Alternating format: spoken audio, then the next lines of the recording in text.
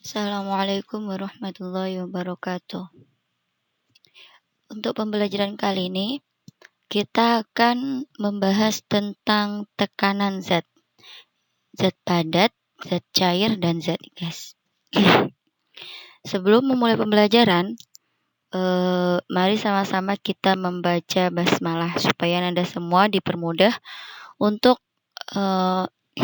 memahami apa yang akan saya sampaikan. Bismillahirrahmanirrahim. Ustazah harap Anda semua sudah siapkan buku dan alat tulisnya ya untuk mencatat beberapa keterangan, ada yang mana atau ada yang penting. Kita lanjut. Tekanan zat ya, tekanan zat itu ada 3, yaitu tekanan pada zat padat yang pertama, kedua tekanan pada zat cair, ketiga tekanan pada zat gas. Oke, kita bahas dulu yang pertama yaitu tekanan pada zat padat. Tekanan zat padat. Jadi, tekanan zat padat ini adalah jumlah gaya yang diberikan tekanan yang diberikan benda padat per luas permukaan benda tersebut. Jadi di situ ada gaya dibagi luas, ya. Jadi semakin besar gaya yang diberikan, semakin besar pula tekanan yang dihasilkan. Rumusnya, tekanan itu satuannya adalah Pascal atau PA sama dengan gaya dibagi luas. Gaya satuannya adalah Newton, ya. Dibagi luas satuannya meter pangkat 2. Atau P sama dengan F per A. Contoh, di sini ada 2 buah paku. Paku A, luas permukaan bawahnya itu dia sangat luas. Paku B, permukaan bawahnya itu luasnya kecil, artinya dia runcing. Kedua paku ini memiliki gaya yang sama, ya. F gayanya sama-sama 1000 Newton. Kemudian kedua paku ini akan ditekankan pada sebuah balok kayu. Jadi, yang mana yang lebih mudah? Tentu yang paku B. Karena apa? Karena luas permukaan paku B itu lebih kecil dibanding luas permukaan paku A. Artinya, paku yang permukaannya runcing itu akan lebih mudah atau lebih besar menghasilkan tekanan dibanding paku yang mempunyai permukaan yang luas. Ini contoh dari beberapa benda padat dengan beberapa luas bidang berbeda-beda. Jadi rumus tekanan itu adalah F per A ya, atau gaya dibagi luas bidang tekanan. Ini ada 3 bidang yaitu luas bidang tekan yang pertama ini luasnya kecil. Luas bidang yang kedua itu luasnya sedikit lebar. Kemudian luas bidang yang ketiga itu dia luasnya lebih besar. Maka manakah yang lebih besar tekanannya? Tentu semakin kecil luas bidangnya itu tentu semakin besar tekanannya dan semakin cepat sampai ke bawah. Tentu adalah yang luas bidang yang pertama. Kenapa? Karena tekanannya yang lebih luasnya yang lebih kecil. Dan kalau misalnya ketiga benda ini dijatuhkan ke bawah, di atas tanah, gundukan tanah, maka yang lebih berbekas tanahnya itu adalah luas bidang yang lebih kecil. Lanjut, di sini ada penerapan tekanan zat padat di kehidupan sehari-hari. Contohnya yaitu bentuk kaki bebek yang lebar dan berseraput. Ini untuk apa? Untuk memperkecil tekanan kaki pada tanah.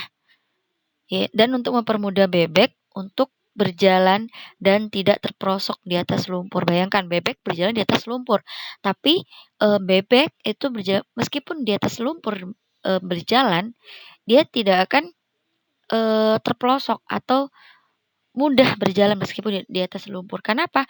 Karena bentuk kakinya sudah disesuaikan, yaitu bentuknya berselaput dan lebar. Itu salah satu bentuk luas dari benda padat. Kemudian yang kedua, itu ada ban mobil khusus untuk medan berat berlumpur, yaitu dibuat besar. Untuk apa? Untuk memperkecil tekanan agar mudah mobil melaju dan tidak terperosok di atas medan berat atau medan berlumpur. Itu salah satunya. Yang ketiga, sirip ikan yang lebar. Nih contohnya ya, ikan paus atau ikan hiu kan dia mempunyai sirip ikan yang lebar. Itu untuk memungkinkan ikan bergerak dalam air dengan bebas dan lincah. Hal ini disebabkan karena ikan memperoleh gaya dorong dari gerakan siripnya yang lebar. Ya. Kemudian alas sepatu salju. Nih contoh yang ketiga. Yang keempat, alas sepatu salju dibuat lebih lebar. Untuk apa? Untuk memperkecil tekanan sehingga lebih mudah berjalan di atas salju. Yang ketiga, itu ada mata kapak dibuat tajam ujungnya untuk memperbesar tekanan agar mempermudah dalam membelah kayu. Ini hampir sama dengan paku tadi. Paku dibuat seruncing mungkin untuk apa? Untuk mempermudah saat menekan di dinding. Contoh soal. 1. Pondasi balok beton pada bangunan. Contoh pada gambar. Berapakah besar tekanan yang terjadi apabila balok beton mempunyai gaya 2000 Newton dan luas panjang bidangnya itu 80 cm, luasnya 1 meter. Tinggal di sini diketahui. F sama dengan berapa? 2000 Newton. A-nya kan luas. Luas rumusnya panjang kali lebar. Panjangnya 80 cm dikali lebarnya 1 meter. Masukkan. Jadi F per A 2000 Newton dibagi 80 cm dikali 1 meter. Kita samakan dulu untuk luasnya. Untuk yang meter, untuk yang 80 cm kita rubah ke meter, kita samakan. Yaitu 80 cm ke meter, jadinya 0,8 meter dikali 1 meter.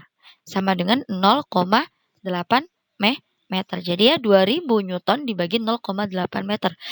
Hasilnya tekanan adalah 2500 Newton per meter kuadrat. Kemudian kita masuk ke tekanan zat cair atau nama lain adalah hidrostatik. Tekanan hidrostatik ini adalah tekanan di dalam zat cair yang disebabkan oleh berat zat cairnya. Alat ukur tekanan hidrostatik ini adalah Hart. Kemudian contoh kasus, penyelam yang menyelam sangat dalam, telinganya akan terasa sakit. Di kolam renang saat kita menyelam, telinga kita tidak apa-apa. Mengapa begitu? Emang apa bedanya penyelam saat dia menyelam di laut dengan saat kita menyelam di kolam renang? Kita cari tahu ya. Semakin dalam, jadi tekanan hidrostatik atau tekanan zat cair itu adalah semakin dalam, semakin banyak air yang berada di atas permukaan tubuhnya, sehingga semakin besar tekanan hidrostatik yang dialaminya. Tekanan hidrostatik ini adalah tekanan akibat berat air dengan rumus yaitu P sama dengan P dikali G dikali H. Ya, P itu adalah tekanan hidrostatik, satuannya adalah Pascal. Kalau P itu adalah massa jenis zat cair, satuannya kilogram per meter kubik. G itu adalah gravitasi atau percepatan gravitasi, satuannya meter per sekon kuadrat. H itu adalah kedalaman, satuannya meter. Dicatat ya.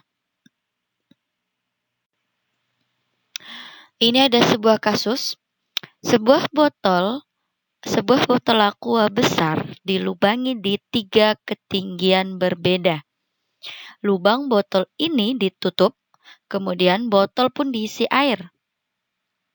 Ketiga lubang dibuka bersamaan. Air dari lubang paling bawah memancar paling kuat. Artinya di sini air yang yang C itu keluarnya paling kuat dibanding dengan air yang A paling atas. Kenapa begitu? Kita cari jawabannya. Contoh penerapan tekanan hidrostatik pada zat cair. Di sini ada bentuk bangunan bendungan. Bendungan air selalu lebih lebar di bagian bawahnya. Nih ada sebuah bendungan, kemudian ada sebuah air yang warna coklat, kemudian ada bulat-bulat hitam. Itu diberikan sebuah bendungan. Lebar paling bawah itu paling lebar. Hal ini untuk menahan besarnya tekanan pada bagian bawah. Ya. Jadi tekanan air yang paling bawah itu adalah paling besar. Penyelam tradisional pendengarannya sering rusak atau terganggu akibat besarnya tekanan hidrostatik di dasar laut. Jadi, seperti botol tadi, lubang yang paling bawah itu memancarkan air lebih kuat. Kenapa? Karena tekanan air yang paling bawah itu dia lebih besar hidrostatiknya. Kesimpulannya, tekanan di air lebih besar dari tekanan di udara, sehingga air menyembur keluar. Ya, untuk yang botol tadi. Semakin dalam air, semakin kuat semburannya atau tekanan semakin besar. Seperti di laut. Maka semakin dalam penyelam itu menyelam di dasar laut, maka semakin besar juga tekanan ke badannya atau ke tubuhnya. Contoh soal. Seekor ikan berada di kedalaman 20 cm pada sebuah akuarium. Berapakah tekanan hidrostatik yang dialami ikan tersebut? Pi airnya atau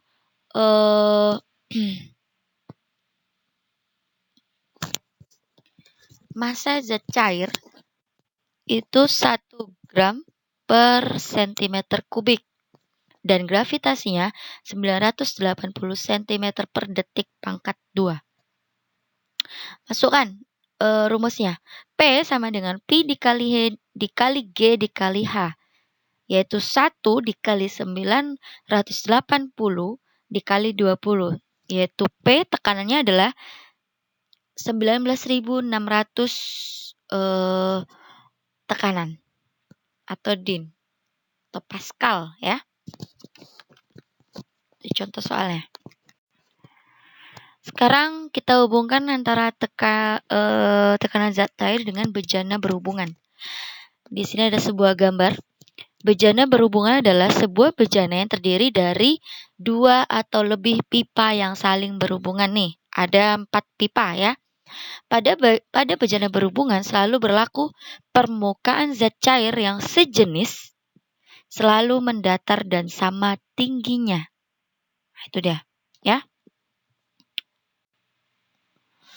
Mengukur massa jenis zat cair berdasarkan prinsip kerja bejana berhubungan. Di sini adalah tekanan pada minyak dan ada tekanan pada zat cair air, ya. Berarti kalau di sini ada 2 zat cair yaitu ada minyak dan ada air, maka beda tekanannya. Jadi kita buat tekanan 1 dan tekanan 2 atau P1 dan P2. Kita uraikan rumusnya. P1 dikali G dikali H1. Kenapa? Karena ketinggiannya juga ada 2. Ada ketinggian pada air, ada ketinggian pada minyak. Karena air dan minyak kan tidak bisa menyatu. Jadi sini sama dengan P2 atau massa zat cair yang kedua dikali G dikali H2 atau dikali ketinggian zat airnya. Jadi permukaan zat cair yang tak sejenis dalam bejana atau tidak sama zat cairnya ada air dan minyak contohnya itu di dalam bejana berhubungan tetap mendatar tetapi tidak sama tinggi. Tuh contohnya ya karena air dan minyak itu tidak menyatu. Kita masuk ke hukum Pascal. Ini masih dalam zat cair. Hukum Pascal adalah tekanan yang diberikan pada zat cair dalam wadah tertutup diteruskan ke segala arah dengan sama besar.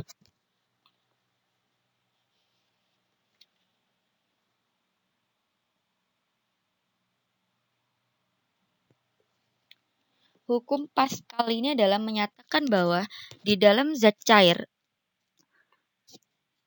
atau gas yang berada dalam keadaan diam, itu tekanannya akan diteruskan ke segala arah dan sama besar.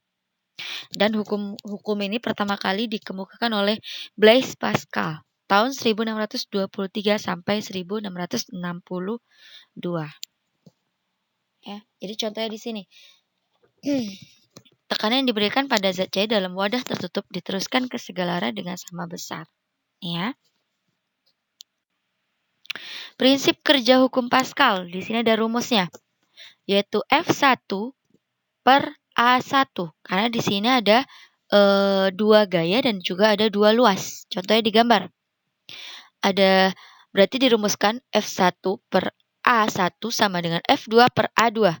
Gaya yang diberikan pada penghisap kecil, gaya yang diberikan pada penghisap kecil dibagi luas penampang pada penghisap kecil. Jadi sama-sama kecil. Kemudian begitu juga dengan pada gaya yang pada penghisap besar itu dibagi luas penampang pada penghisap besar. Penerapan hukum Pascal itu dalam kehidupan sehari-hari ada beberapa, yaitu salah satu ada dongkrak hidrolik. Yaitu dongkrak hidrolik merupakan peralatan penting dalam dunia otomotif, yaitu pada mobil. Salah satunya untuk mengganti ban mobil, ya. Untuk mengangkat mobil sehingga mempermudah pergantian ban mobil.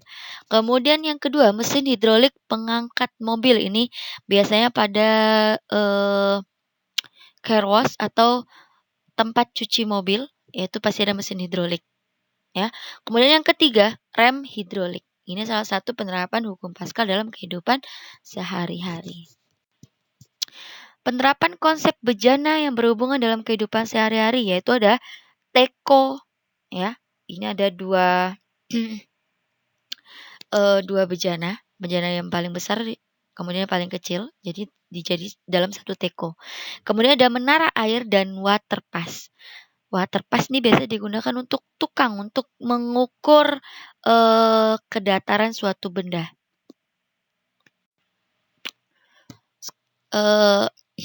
Ada sebuah masalah, bagaimana ikan dapat mengembang dan tenggelam. Ya. Ikan memiliki kantung di dalam tubuhnya. Jika ia ingin mengapung, kantung ini diisi dengan udara sehingga gaya apungnya lebih besar. Sirip ikan ini berfungsi untuk mengarahkan arah renangnya. Yaitu kenapa ikan bisa berenang, karena dia mempunyai daya apung. Ya. Selain hukum Pascal, di tekanan zat cair itu ada hukum Archimedes. Ya. Jadi hukum Archimedes ini adalah gaya ke atas yang dialami oleh benda yang disebut sebagai gaya apung.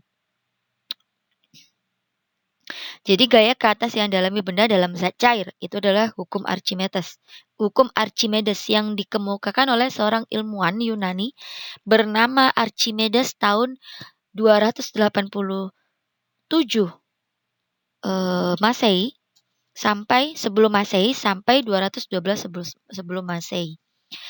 Yang dinyatakan bahwa sebuah benda yang dicelupkan sebagian atau seluruhnya ke dalam zat cair akan mendapatkan gaya ke atas yang besarnya sama dengan berat zat cair yang dipindahkan oleh benda tersebut. Sini rumusnya adalah FA sama dengan WU dibagi WA. Ya, FA itu adalah gaya ke atas pada benda di dalam zat cair. Satunya Newton. Ya. Contoh di sini, suatu benda yang dicelupkan sebagian atau seluruhnya ke dalam zat cair akan mendapat gaya tekanan ke atas. Jadi besar gaya tersebut sama dengan berat zat cair yang dipindahkan atau ditumpahkan. Ya. Itu contoh. Sini keterangan rumusnya. Benda gaya ke atas ini sangat bergantung pada volume benda yang tercelup. Semakin besar volume yang tercelup atau bendanya, semakin besar gaya tekan ke atas. Yaitu dirumuskan tadi apa? FA sama dengan V dikali P. P itu massa jenis zat cair dikali G. G itu percepatan gravitasi, ya. V itu adalah volume benda. Kalau FA itu adalah gaya ke atas pada benda di dalam zat cair. Contoh di sini ada 3 benda dengan daya apung yang berbeda-beda. Benda yang pertama itu dia bendanya mengapung, ya. Artinya di sini FA atau gayanya kita rumuskan, ya, berarti gaya sama dengan beratnya. Artinya di sini massa benda itu lebih kecil dibanding massa zat cairnya. Makanya dia bisa mengapung karena bendanya itu lebih ringan. Kemudian yang kedua itu dengan gaya melayang, ya, yaitu massa benda itu sama beratnya dengan massa zat cairnya. Makanya bendanya jadinya melayang di tengah-tengah air. Kemudian tenggelam. Berarti di sini massa benda itu lebih besar dibanding dengan massa zat cairnya. Artinya bendanya itu lebih berat, makanya benda tersebut dia menjadi tenggelam. Penerapan hukum Archimedes pada kehidupan sehari-hari, yaitu ada jembatan Poton, kemudian hidrometer, kapal laut, kapal selam, dan balon udara. Itu termasuk penerapan dalam hukum Archimedes, tekanan. Apa tadi bunyinya hukum Archimedes? Yaitu gaya ke atas yang dialami benda dalam zat cair, ya. Sekarang kita masuk tekanan zat gas. Biasa tekanan dalam zat gas itu dia ada menggunakan barometer. Barometer ini adalah alat yang digunakan untuk mengukur besar tekanan udara luar atau di ruang terbuka. Pemanfaatan yang lain dari barometer adalah untuk menentukan ketinggian suatu tempat dari permukaan air laut. Karena setiap kenaikan permukaan tempat itu setinggi 100 meter, maka berakibat penurunan skala barometer sebesar 1 cm. Persamaannya adalah di sini. H, ketinggian itu sama dengan bar dikurang SB dikali 100 meter. SB ini adalah bar dikurang 1 bar dikurang 1 cm Hg.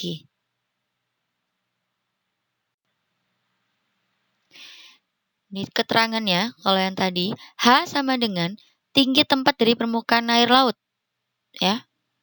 Kemudian SB, sikap barometer atau skala yang ditunjukkan oleh barometer saat itu, atau cm Hg. Bar itu sama dengan tekanan udara luar, 1 bar itu 1 atm. ATM itu dia standar atmosfer, sama dengan 76 cm Hg.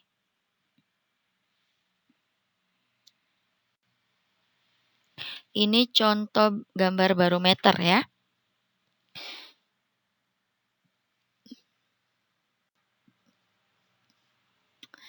Untuk tekanan yang lebih besar dari bar, itu berlaku P sama dengan tekanan sama dengan bar ditambah ketinggian. Jadi di sini H-nya itu adalah selisih ketinggian permukaan air raksa. Contohnya adalah ini. Ada sebuah bejana dimasukkan air raksa. Untuk tekanan lebih kecil dari bar, itu berlaku P sama dengan atau tekanan sama dengan bar dikurang ketinggian. Satunya cm Hg. Ya. Ini berdasarkan perbedaan tekanan yang besar atau kecil dari barnya. Pada tekanan zat gas di sini ada hukum Boyle. Boyle itu adalah hasil perkalian tekanan dan volume suatu gas dalam ruang tertutup pada temperatur tetap adalah konstan. Ada rumusnya adalah P dikali V sama dengan C. Atau P1 dikali V2 sama dengan P2 dikali V2. P ini apa? P ini tekanan mula-mula, kalau P1 ya, tekanan mula-mula gas. V-nya itu adalah volume mula-mula gasnya. Kemudian P2-nya itu adalah tekanan akhir gas dan V2 itu adalah tekanan volume akhir gas.